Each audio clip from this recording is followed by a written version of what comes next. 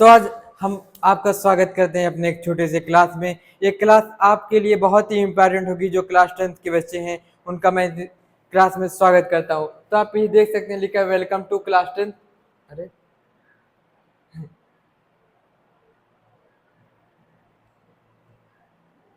ठीक, क्या कह रहे हैं, welcome to class 10th math important chapter in Hindi medium. ठीक है, जो हिंदी मीडियम के बच्चे हैं उनके लिए मैं कुछ इंपॉर्टेंट चैप्टर बताऊंगा, क्योंकि हमारे पास अगर देखा जाए तो 3 से 4 महीने बचे हैं। ठीक है, क्या बचे हैं, 3 से 4 महीने बचे हैं। इस 3 से 4 महीने में हमें क्या करना है, अच्छी तैयारी करनी है अपने एग्जाम के लिए और मैथ के लिए। क्योंकि क्या होता है बच्चों के लिए अब कम समय बचे हैं और बच्चे बड़े परेशान हैं कि भाई मैथ को कैसे पढ़ा जाए, कौन कौन से चैप्टर पढ़ा जाए ताकि हमारी तैयारी हो जाए। तो इस 3 से 4 महीने में आपको अच्छे से पढ़ना है। जैसे क्या है, आपका एक स्कूल है, ठीक है, आपका एक स्कूल है, आपका एक घर है।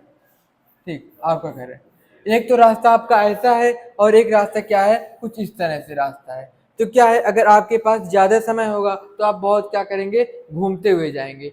और क्या होगा, अगर आप कहीं देर हो जा रहे हैं तो आप कहेंगे भाई जल्दी से जल्दी क्या हो अपने स्कूल में पहुंचे, कम समय में क्या करें, अपने स्कूल में पहुंचे। उसी तरह जो हमारा एग्जाम है, हमारे पास कम समय है तो हमें कम समय में क्या करना है, अपनी अच्छी तैयारी करनी है मैथ की। तो क्या करना है, हमें मैथ में कुछ इंपॉर्टेंट चैप्टर है, उसका कम समय में इस इंपॉर्टेंट चैप्टर को ही खत्म करना है। तो देखते हैं पहले कौन कौन से चैप्टर इंपॉर्टेंट चैप्टर हैं। इनमें आप देख सकते हैं एक चैप्टर से कितने कितने नंबर के क्वेश्चंस आ रहे हैं। जैसे कि संख्या पद्धति है, 5 नंबर के आ रहे हैं। बीज गणित है, निशांक ज्यामिति है, त्रिकोणमिति है, मेंसुरेशन है, संख्या की तरह प्रायिकता। ये क्या है, इन्हीं के अंदर से पूरे 70 नंबर आ रहे हैं। लेकिन इनके अंदर क्या है, कुछ चीजें पढ़नी है, इनके अंदर कुछ चीजें पढ़नी है जो क्या होंगी आपके लिए IMP इंपॉर्टेंट होगी। ठीक है, क्या होंगी, इंपॉर्टेंट होगी। अगर आप इसको फॉलो करेंगे तो आप क्या होगा, बहुत फायदा मिलेगा। क्योंकि कम समय है तो इसके देखिए चैप्टर 1 कितने नंबर का है, 5 अंक का है। अब देखिए इसमें क्या करना है, अंकगणित के आधारभूत प्रमेय। क्या जितने भी प्रमेय दिए हुए 3 4 जो भी प्रमेय दिए होंगे इसको आपको रट लेना है। और क्या करना है, प्रूव वाले क्वेश्चन आ जाते हैं, परिमेय संख्या को सिद्ध करना। और बात की जाए कि संख्याओं के प्रकार भी आ जाते हैं। फिर आगे देखते हैं, देखिए हमारे पास क्या है, बीजगणित। बीजगणित में क्या है, बहुपद। तो बहुपद में क्या है, इसके सबसे पहले आपको शून्यांक निकालना आना चाहिए। क्या, शून्यांक निकालना चाहिए। द्विघात बहुपदों के गुणांक और उनके शून्यांकों के मध्य संबंध। क्या करना है, जो द्विघाती बहुपद है उनके गुणांक और शून्यांकों के मध्य संबंध बताने का आएगा। और बात की जाए दूसरे चैप्टर की तो 2 4 वाले रैखिक समीकरण। इनमें क्या है, प्रतिस्थापन विधि, विलोपन विधि या फिर रैखिक समीकरण युग्म। तो क्या होगा, इनमें प्रतिस्थापन विधि से भी क्वेश्चन आते हैं और विलोपन विधि से आते हैं। और क्या है, एक रैखिक समीकरण को हल करने की बीजगणितीय विधि। तो आपको क्या करना है, 2 4 वाले चैप्टर में इन चीजों को पढ़ना है। ठीक है, इन चीजों के अंदर से ही क्वेश्चन आपके आएंगे। ये क्या है, बीजगणित के चैप्टर है। और बात की है द्विघात समीकरण, इनमें क्या है, मानक द्विघात समीकरण। आपको ये फार्मूला याद होना चाहिए, इस पे क्वेश्चन बनेंगे ABC का मान निकालने के लिए। और क्या है, केवल वास्तविक मूल या फिर द्विघात सूत्र के गुणनखंड निकालना, समीकरण के विवेकतर और उनके मूल की प्रकृति तथा संबंध द्विघात समीकरण के दैनिक जीवन में अनुप्रयुक्त है, इन पर आधारित इमारत। ठीक है, आप इनको स्क्रीनशॉट लेकर के समझ सकते हैं। आपको इसी के अंदर के क्वेश्चन सॉल्व करें जितने ज्यादा क्वेश्चन हो जाएं। और सबसे पहले क्या करना है, आपको NCERT सॉल्व करना है, उसके बाद कुछ करना है। उसके बाद देखे जाए समांतर श्रेणी, तो इनके अंदर n का पद निकालने का आ जाएगा, प्रथम पद निकालने का आ जाएगा, पदों का योग होगा, समान जीवन पर आधारित प्रश्नों का हल करना या इनका प्रयोग। ठीक है, तो समांतर श्रेणी में क्या है, ये 2 3 तरह के क्वेश्चन बन जाएंगे। ठीक है, तो बहुपद हुआ, 2 4 वाले रैखिक समीकरण क्या था, जो हमारी क्या है, बीजगणित। ठीक है, जो हमारी बीजगणित है, बीज गणित है। ठीक, इसके अंदर क्या रहा है, बहुपद है, 2 4 वाले रैखिक समीकरण, रैखिक समीकरण। ठीक है, 2 4 वाले रैखिक समीकरण, थोड़ा सा 2 4 वाले रैखिक समी, ठीक है। और क्या है, द्विघात समीकरण। और क्या है, समांतर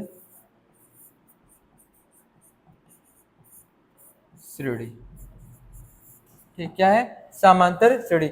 अब ये जो भी 4 चैप्टर दिए हुए हैं, इन्हीं के अंदर से क्या पूरे 18 नंबर के क्वेश्चन आ सकते हैं। तो आप समझ सकते हैं कि इन चीज़ों को सिर्फ पढ़ करके आपको क्या पूरे 18 नंबर मिल जाएंगे। और वो भी आपको मालूम है कि इस चीज़ को पढ़ूंगा, इसी के अंदर से क्वेश्चन आएंगे, इसी के अंदर से एनसीईआरटी के, और इसी के अंदर से पूरे 18 नंबर मिल जाए, तो क्यों ना इसी को फॉलो किया जाए।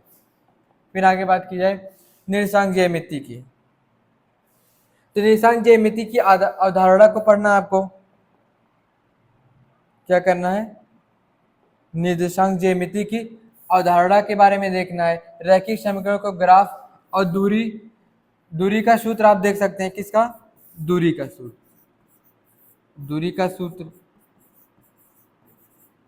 या फिर क्या हो, विभाजन सूत्र हो, विभाजन सूत्र, और क्या हो, आंतरिक विभाजन। और क्या करना है, निर्देशांक ज्यामिति की अवधारणा देखना है। निर्देशांक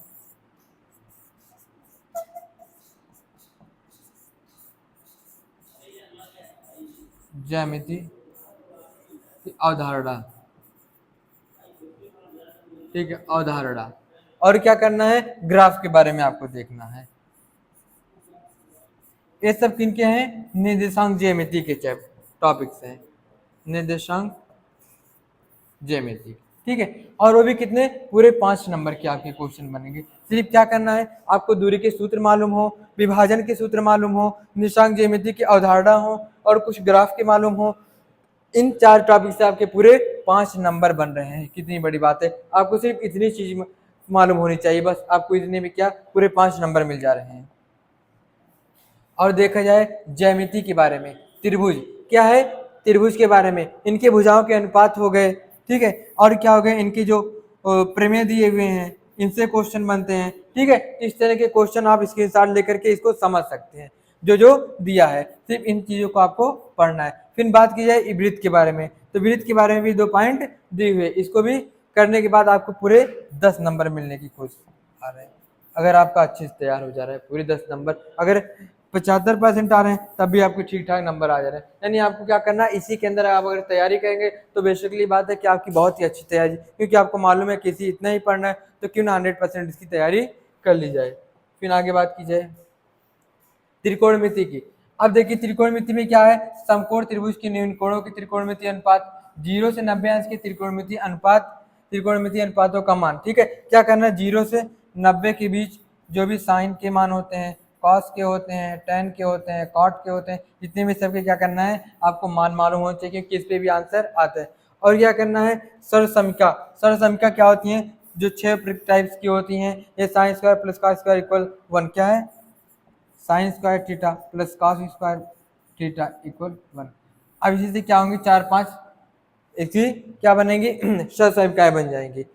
और क्या है, ऊंचाई और दूरी, एक चैप्टर त्रिकोणमिति में आता है ऊंचाई और दूरी, और दूरी, ये पूरे मिला के आपके 12 नंबर के बन जा रहे हैं। सिर्फ क्या करना है आपको, त्रिकोणमिति और त्रिकोणमिति क्या है, दोनों चैप्टर एक दूसरे से मिलते जुलते चैप्टर हैं। 100 लगभग क्वेश्चन मिलते, इस पे कुछ थ्योरी वाले आ जाएंगे, इस पे कुछ ऐसे मान निकालने वाले आ जाएंगे।